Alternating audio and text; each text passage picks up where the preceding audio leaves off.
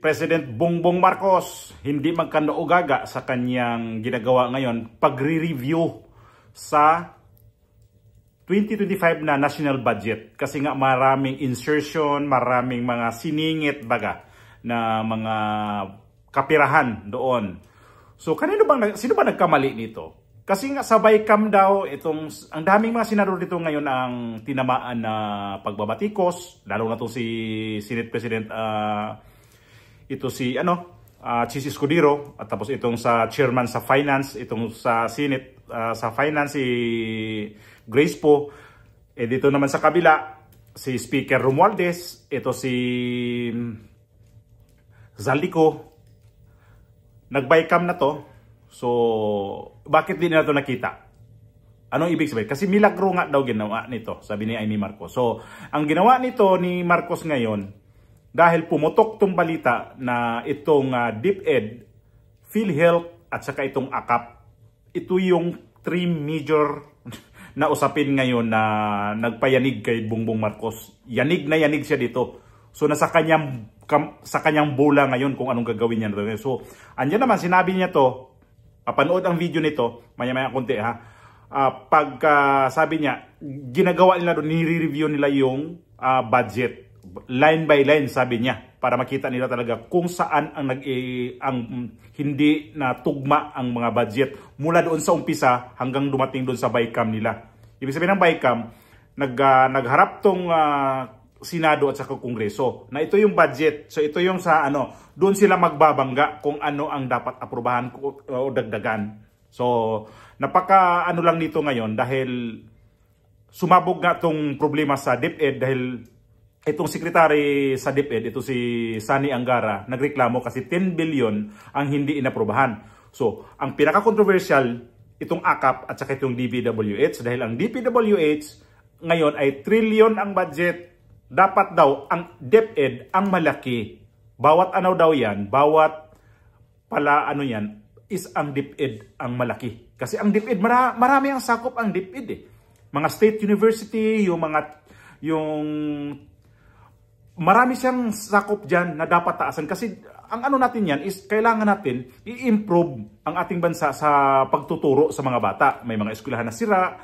Dala na lahat yan sa budget. Dapat DepEd ang malaki na bibigyan na budget. Kaya lang ngayon, ang DepEd nga, binawasan ng 12 billion yata ang pagbabawas. Pero ang congressman, nag-reactong sila ni, itong si Kung Hoon, sino pa yung dyan na mas lumaki pa nga daw eh. Pati si Grace po. Ito yung mga tao na to na hindi sila nag-isip sa kinabukasan ng mga bata. O bago natin to sabay-sabay natin panoorin ito si Bongbong Marcos na nag-react dito sa kanyang hinaharap ngayon na sa budget. Yanig na yanig siya dito. Ito yung video. Melchanko, pasok!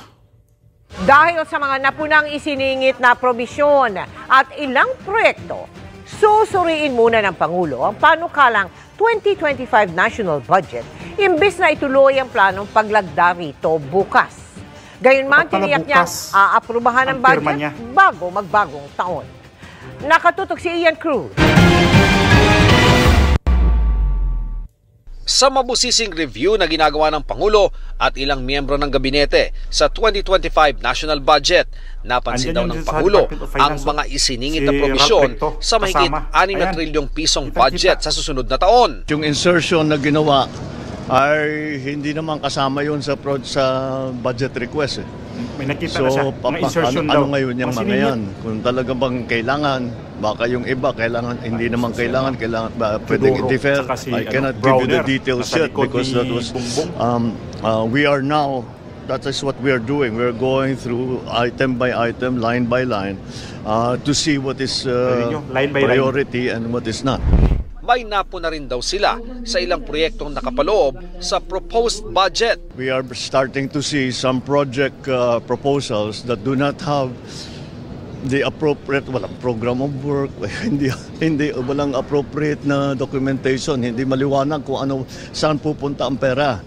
Kaya yun ang liliwanagin natin. Hindi pa pinipirmahan ng Pangulo ang bersyon ng budget na lumusot sa Bicameral Conference Committee matapos itong umani ng katakot-takot na batikos. Ayan yung dalawa. Kabilang sa pinupuna ang yan, pagbalik ng kontrobersyal na ayuda sa Kaposang Kita Program o AKAP, ang zero subsidy sa AKAP Philippine Health naman, Insurance Corporation o PhilHealth, pati na ang paglobo ng budget ng Department of Public Works and Highways o DPWH sa 1.1 trillion pesos kahit nakasaad sa konstitusyon na edukasyon dapat ang may pinakamataas na prioridad sa budget. Kaya lumutang ang suhestyong ibalik muli sa BICAM ang budget para maisaayos ito. Hindi na pwede. Pero hindi na raw ito pwedeng gawin. Wala sa procedure yan. Wala sa procedure There is yan. no procedure to return it to the BICAM. It's finished in Congress. Tapos na. It's up to us now to look at the items and to see what are appropriate, what are relevant, and what are the priorities. Ayon sa Pangulo, hindi may iwasang mag-veto siya sa ilang probisyon ng panukalang Hindi 2025 national budget para maging akma sa prioridad ng gobyerno ang magiging budget sa susunod na taon. Maraming nagbago from the budget request from the different departments, and we have to put it back in the same shape that we had first requested. So unfortunately, we are only left now. I am only left now with the veto power. Now it's up to us on how we regain control of the spending program. Bukas na sana Sana nakatakda makita ang pagpirma ng Pangulo sa General Appropriations Act of 2025. Pero kailangan pa raw ng oras para sa kanilang review. Gayunman, tiniyak ng Pangulo na malalagdaan ng budget bago sumapit ang bagong taon.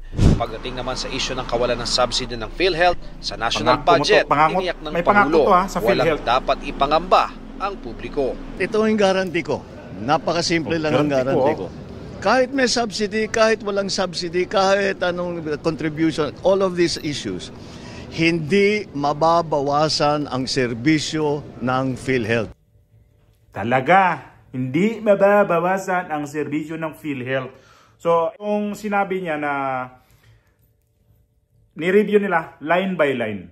So, may nakita na siya. May nakita na yung ano nila, yung nagtitingin nito kung ano talaga ang mga nagiging problema doon. So, mayroon na. So, dapat pirmahan to bukas, hindi matuloy kasi ito na, nire-review. Nakita naman natin sa video niya na nandun yung papel na ganyan ang papel sa harapan nila, na nire-review nila yun isa-isa. So, bakit? Ang Speaker of the House sa kanyang pinsan, pero dito nila pa pag-usapan. Ang kanyang mga ang kanilang mga ginagawa ngayon, insert natin to para pagdating ng Pangulo, bahala na Pangulo diyan. Marka bahala na lang itong mga kongressman. Pag lumusot, walang problema. Kunin natin yung pera. Pagka ganitong pag hindi nag-ingay ang mga tao nito, malamang pipirmahan to. Bukas na. Kasi bukas ang deadline ngayon, nag-ingay ang mga tao, may nangalampag talaga na reviewin ng maayos ang 2025 na budget. Kasi anomalya talaga. Si Angara nga, halos na nga lumuwa yung mata niya dito sa pagtataka dahil bakit nangyari ito? Na ito yung budget na pinag-usapan namin to sa bago to i-propose ko tong budget to, na pag-usapan namin to sa presidente. Bakit ngayon pagdating nito tinanggal? So, di natin na talaga na nagsisinungaling yung VP natin. Na sino nag-control ng mga budget? Saldico at saka si Martin Romualdez. Totoo nga. Kasi doon sa Kongreso, yun ang problema Yung AKAP, in-insert nila yun. Pagdating sa sa Senado, sa mga ni Amy Marcos, tinanggal niya yun. Pagdating sa BICAM, binalik. Magkano ang sabi? 5 billion sa Senado, tapos 25 billion yata sa 20 billion o 30 billion sa mga ganon sa Kongreso. So anong gagawin doon? Ayuda pa talaga yun. Na itong AKAP nga, isa din ako nito. Akong congressman ito, ayaw ko talaga ilusot to. Kasi nagiging nagiging puhunan to sa mga mga congressman na ng parang vote buying. Tapos ang mga tao nito, may trabaho na nga, ayudahan pa. Nagiging tamad na nga mga tao sa Pilipinas kasi nag-antay na lang ng mga ayuda Tapos ngayon, iisingit talaga yung AKAP. Sana yung AX at saka itong itong 4-piece. May tupad pa. O yung pala nyo, sa akin ito na kung ano yung pang-apat. Ito pala tupad. Salamat sa inyong papaalala sa akin ito. Ito pala ang tupad. AX, AKAP, 4-piece at saka itong nakalimutan ko na naman yung isa. Basta 4 yan. AX, tupad, 4-piece, at saka yung AKAP. Ayun, perfect ko na ngayon. So ito yung AKAP, napaka-controversial nito. Dahil ang mga tao nito na may mga trabaho at minimum wage or below minimum wage, mayroong matutulong daw. Pero alam niyo mangyayari nito? Ang daming nagreklamo nito. Kasi nga binibigay lang sa kanila 2,000. Hindi naman daw totoo nung 5,000 binibigay. Yung 5,000 daw, minsan maghati pa nga daw sila nun, tatlong tao. Magkano na lang yung 1,000 mahigit? So, ito, ini-insist pa rin talaga. So, buti na lang, kung hindi kinalampag ng mga tao, itong budget na ng 2025, pag napirmahan ito bukas, so tiba-tiba ang mga congressman. Sana itong mga nakita itong AKAP na ito, i-veto ng ating presidente. Di niya ito aprobahan. Ibig sabihin ng i-veto nila, wag na itong aprobahan. Kasi may nakita na siyang anomalya eh. So, ang budget natin ngayon, wala na sa Kongreso, wala na sa Senado. Nasa kamay na ng presidente ito kung anong palusutin niyang budget ito. Makikita natin ito sa sunod na mga araw kung anong budget ang lulusot. Kasi imimidya naman ito eh. So, bandayan natin itong budget natin na gagawin nila itong taon na to na ito yung gagamitin next year. Kung ano talagang tatamaan itong mga budget. Imagine ang DPWH, trillion. Ang laki nitong pera na to. Naalala ko yung sinabi ni VP Sara na pag nakuha, halimbawa naaprobahan tong trillion na to sa DPWH, ang mga congressman, pupuntahan nila ang DPWH, kukunin nila yung ibang pera doon, bali, kukunin namin to kasi ito yung in-insert namin na pera. So ganun yun. Anong sabi ni VP Sara natin sa kanyang, sa DepEd, na pinuntahan siya ng mga congressman, ma'am, saan yung sa amin? Ano sa amin? Na yung budget na na binigay sa DepEd. Kasi ato yun na-booking yun. Kaya lang, ang mga tao na maki-BBM, mga lintik kayo, hindi kayo naniwala sa Vice Presidente. Ngayon, lumabas ng totoo. O ngayon, sino nagsabi ng totoo? Itong Presidente natin Yui? O itong Vice Presidente natin napakatino talaga? Kayo na sumagot.